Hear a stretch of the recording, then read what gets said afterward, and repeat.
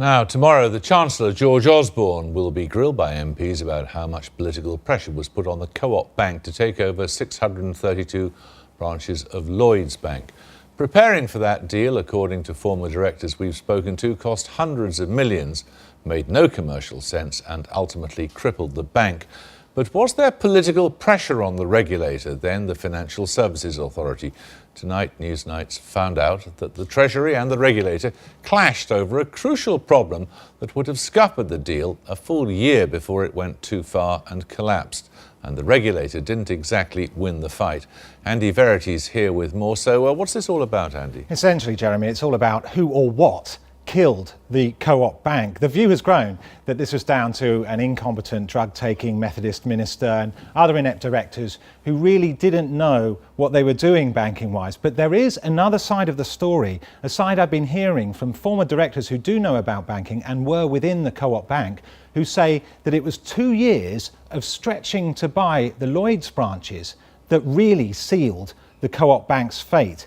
Now, Paul Flowers was talking to the regulator about the deal to buy the Lloyds branches way back from early 2011. His point of contact at the regulator was a man called Andrew Bailey, in charge of supervising banks then, and also still in charge of that as Deputy Governor of the Bank of England.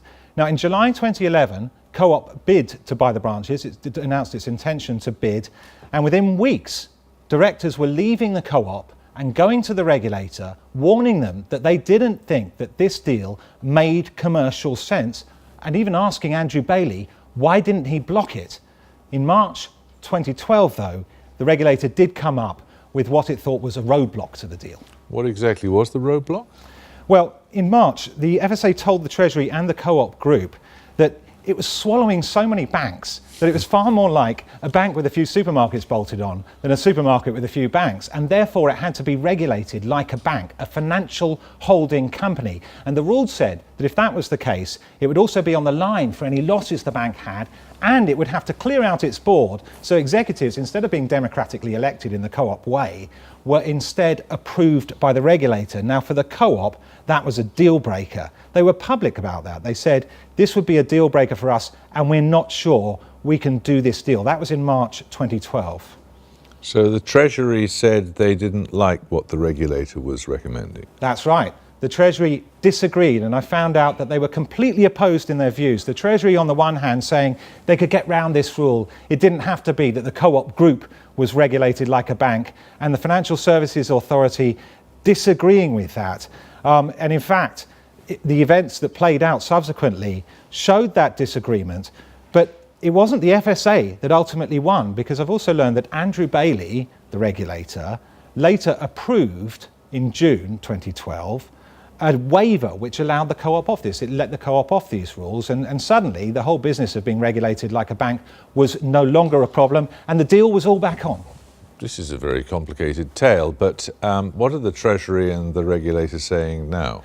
Well, they both maintained that there was no improper influence. I've also learned that Mark Hoban was discussing this with Andrew Bailey. He was the Treasury Minister. Mark Hoban, the Treasury Minister, was discussing this with Andrew Bailey at the regulator, and he was also discussing it with Co-op directors. But both the Treasury and the FSA say that there was no undue political influence. But we know now that the regulator was aware that insiders in the Co-op thought this deal didn't make sense, and on the other hand, that the government really wanted it. And some on the Treasury Select Committee believe the fact that the regulator seems to have lost this argument demonstrates that it wasn't a decision that was left down to them. It's the Treasury and Treasury Ministers and George Osborne who pressured the FSA as the regulator to clear the way, in the same way they did with the European Union, to clear the way to allow the Co-op to bid for these Verdi branches. That's why the court went ahead, and that's why the FSA cleared the way for them. Well, John Mann and the other MPs on the Treasury Select Committee will have a chance to dig even deeper into this tomorrow morning, because the Chancellor will appear before the Treasury Select Committee to answer questions, among other things, about this.